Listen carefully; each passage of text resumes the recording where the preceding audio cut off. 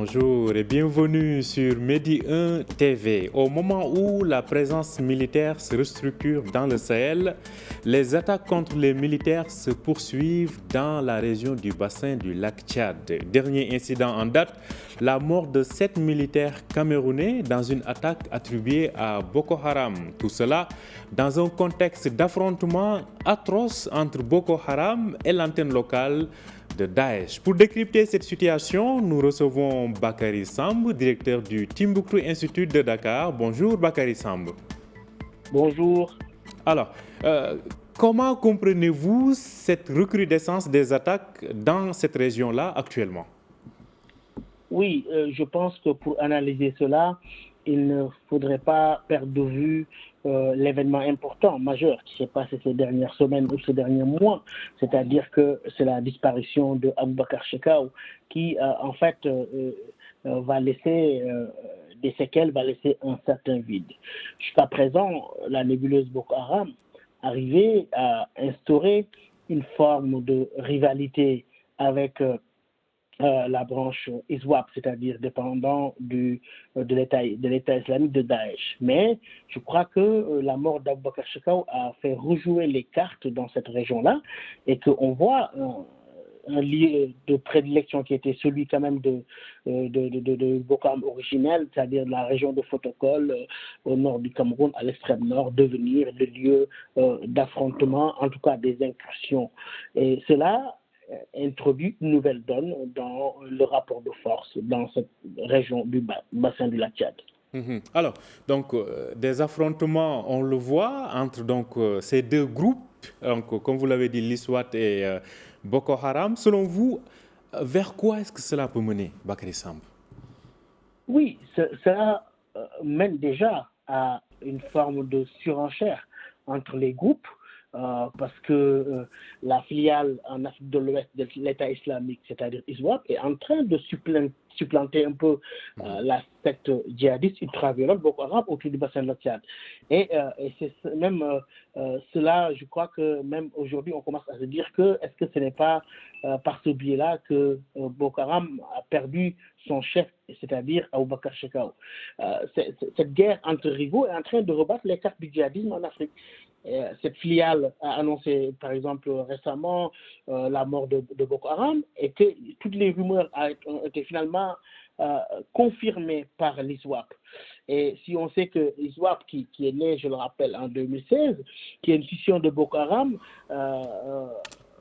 avait été désavoué par l'organisation extrémiste au début. Maintenant, pour mener une nouvelle stratégie visant à gagner l'adhésion des populations locales, ISWAP est en train de mener ce combat-là, ce qui veut dire qu'aujourd'hui, il arrive à créer des couveuses locales, même à l'extrême nord Cameroun, si l'on connaît jusqu'ici les régions les plus touchées, c'était vers Maroua, vers Garoua.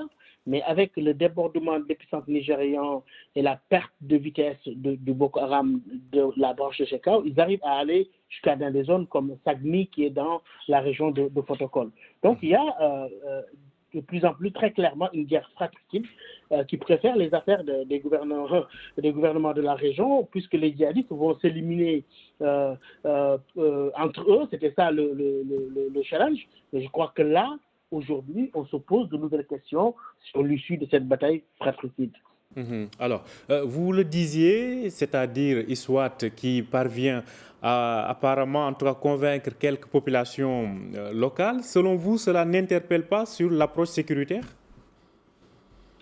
Oui, cela interpelle sur l'approche sécuritaire qui, je le rappelle encore une fois, n'est pas inutile, elle est même nécessaire. Mais je dis qu'elle n'est pas suffisante. On se rappelle, lorsque Buhari venait d'arriver au pouvoir, il disait qu'il allait vaincre Boko Haram en 3 mois. Et pour ce faire, il fallait vider Sambisa et on n'en parlerait plus.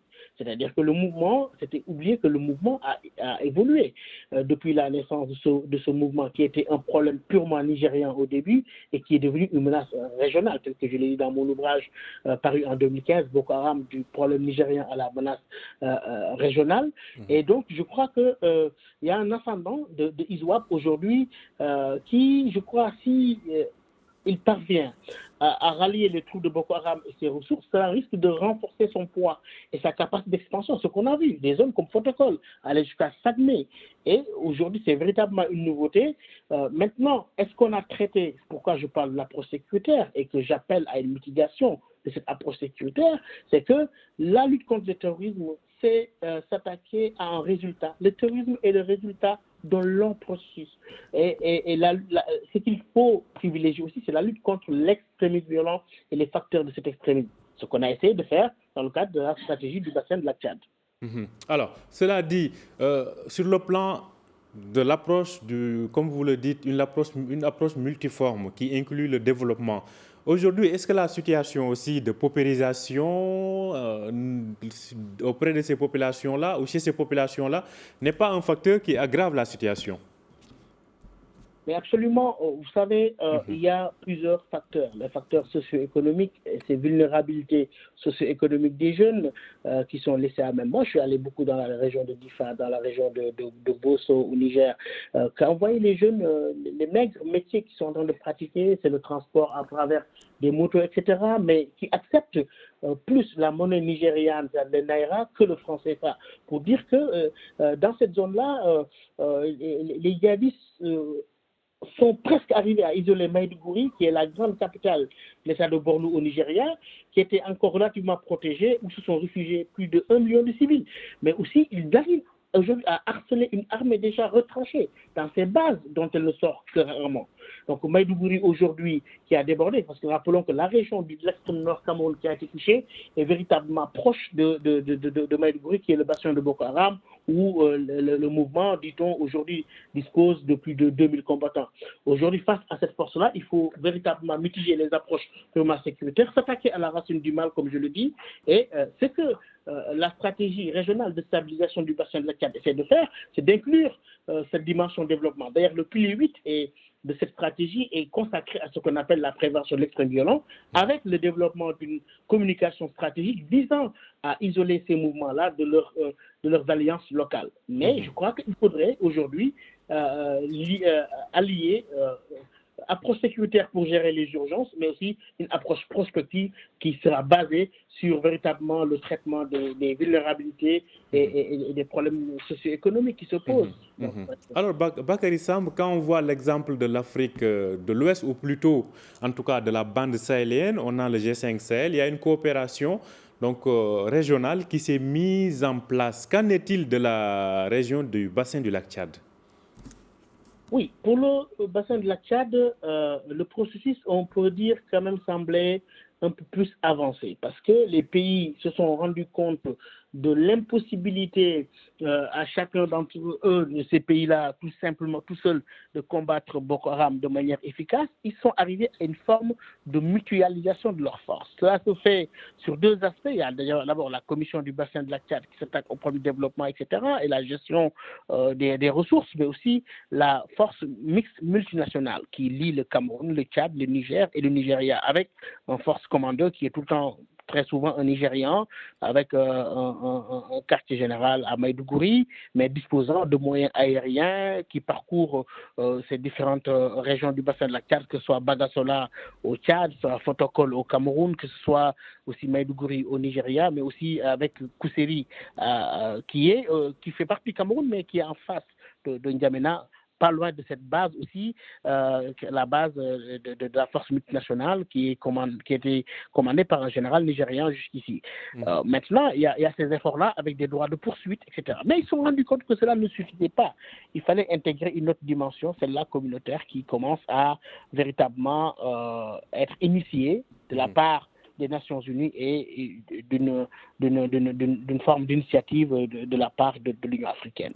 Alors, Bakary Samb, il y a aussi quelque chose qui est constaté aujourd'hui. C'est comme si on a l'impression qu'il y a une incapacité des États à éradiquer ces groupes. Quand vous vous rappelez que le président Buhari s'était donné 3 mois pour mettre fin à la terreur de Boko Haram. Aujourd'hui, il est dans son 2e mandat, ce n'est toujours pas le cas, et on note en même temps une recrudescence de ces attaques.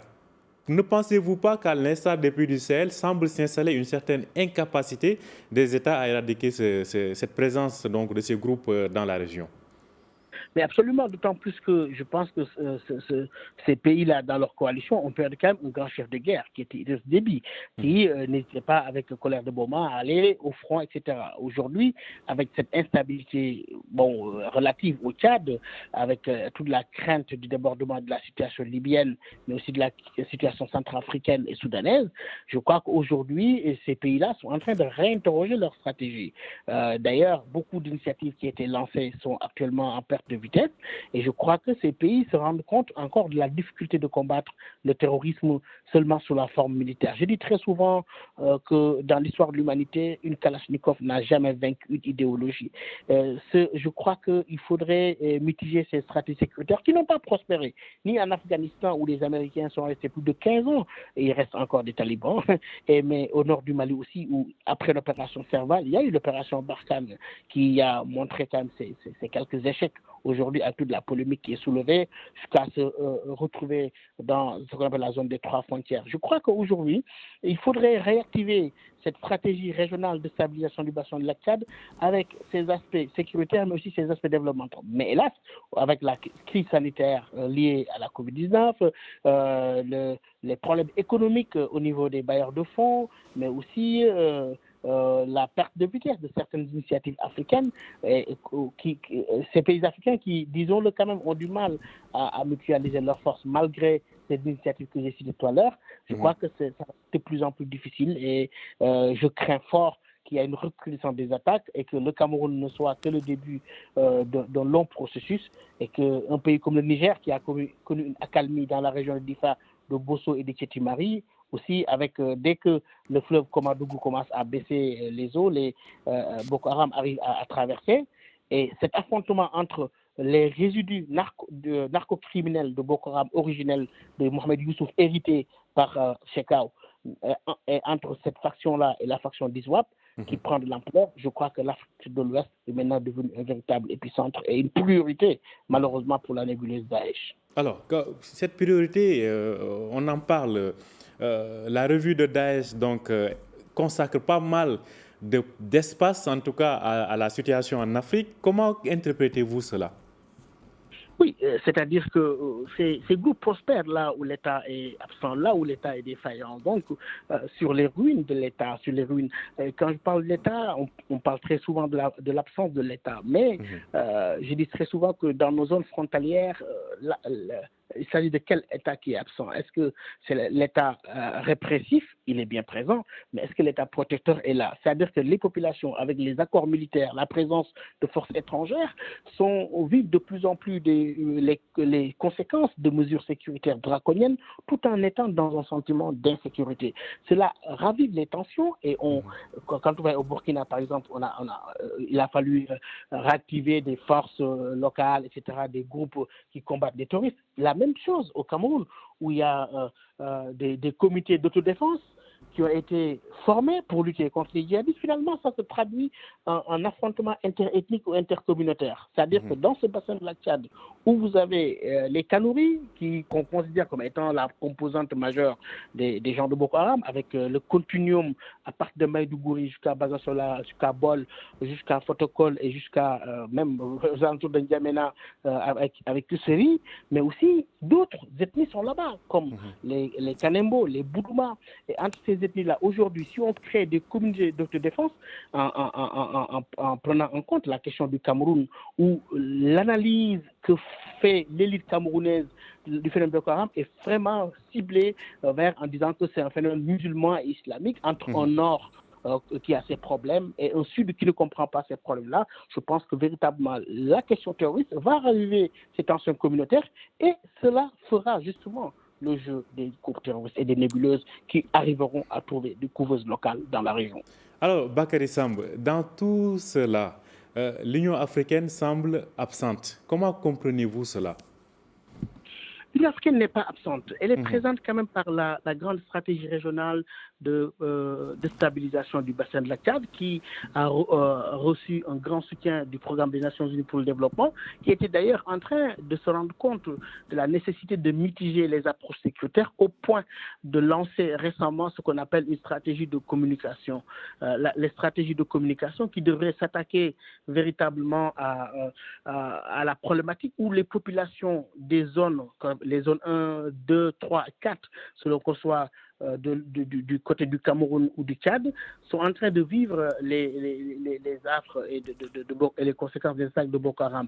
Et maintenant, on pense à une forme de réconciliation entre les forces de sécurité et de défense et les populations locales. Vous savez, les populations locales dans ces régions, là où l'armée nigériane a elle-même perdu la bataille du renseignement, c'est que les populations parfois faisaient plus confiance à Boko Haram qu'à l'armée locale, parce que si elles donnaient des informations, elles pourraient être massacrées par ces groupes-là. Donc, il y a un véritable travail à faire aujourd'hui. D'ailleurs, ce n'est pas un hasard où on parle de stratégie civilo-militaire. Alors, je reste en ce qui concerne donc l'Union africaine. Aujourd'hui, en un moment, on avait la force africaine en attente. Aujourd'hui, il est question d'essayer de déployer quelque chose dans le Sahel. Qu'en sera-t-il? Pensez-vous réellement qu'il y a aujourd'hui cette capacité logistique, cette volonté politique de déployer une armée au nom de l'Union africaine dans tous ces théâtres de conflit sur le continent? Alors, plusieurs problèmes se superposent. D'abord, la question logistique et la question des moyens. Je pense que la plupart de nos pays ont délégué des privilèges, leurs prérogatives régaliennes de la sécurité avec les interventions étrangères. Ça, c'est la deuxième chose, c'est l'absence de moyens et de financement. Vous savez, au début de la crise malienne, dans les années 2011-2012, on a beaucoup tergiversé avec la CEDEAO, l'Union africaine, jusqu'à ce que la France soit appelée en rescousse par le président Dioncounda Traoré.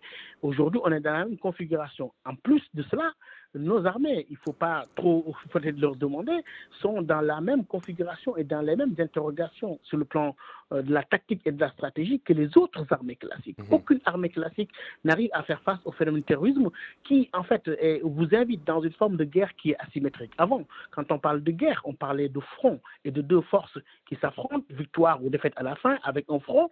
Aujourd'hui, l'ennemi est diffus, invisibles et parfois déjà à l'intérieur.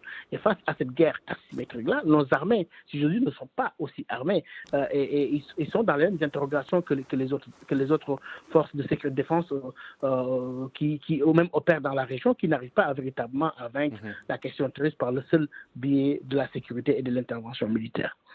Merci beaucoup Bakary Samb pour tous ces éclairages. Je rappelle que vous étiez en direct avec nous depuis Dakar et je rappelle aussi que vous êtes le directeur du Timbuktu Institute de Dakar et de Bamako. Bonne journée à vous Bakary Samb.